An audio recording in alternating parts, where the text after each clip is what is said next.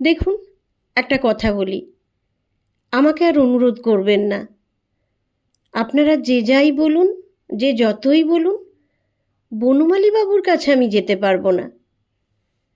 বনমালীবাবু ভদ্রলোকটি বড় বুদ্ধিমান। আমি আবার আমার চেয়ে বেশি বুদ্ধিমানদের যথাসাধ্য এড়িয়ে চলি। বনমালীবাবুর শীতাতপ নিয়ন্ত্রিত বসার ঘরে নরম সোফায় গা এলিয়ে সুদৃশ্য পেয়ালায় দার্জিলিং চা, সেই সঙ্গে ভগবান গোলার ভাগচাষিদের সমস্যা অথবা বিশ্বায়নের সুযোগে নিমের দাঁতনের কারখানা। সেবার আমি গিয়েছিলাম আপনাদেরই পরামর্শে।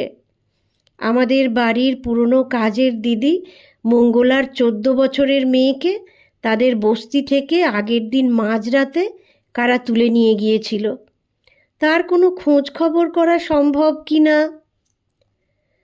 বনমালীবাবু শুনলেন কি শুনলেন না, তার ঘরে তখন মিটিং, মন্ত্রীর জন্মদিন, যত বছর বয়স ততগুলি গাজীপুরি গোলাপ নাকি রক্তকমল দিয়ে মালা গাঁথা হবে এই নিয়ে আলোচনা।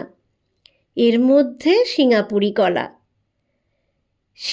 কলা দিয়ে জন্মদিনের মালা গাঁথা হোক, এই বলে খোলা জানালার ওপাশ থেকে কে যেন ছুটে পালালো। তারপর হই হই হাতাহাতি, চিৎকার, আস্ফালন।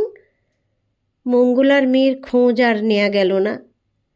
কোনো দিন কোনো খোঁজই, কোনো সমাধানই বনমালীবাবুর কাছে পাওয়া যায়নি। কোনো দিন পাওয়া যাবেও বলে মনে হয় না। আপনারা আমাকে অনুরোধ করবেন না, আমি বনমালীবাবুর কাছে যাব না।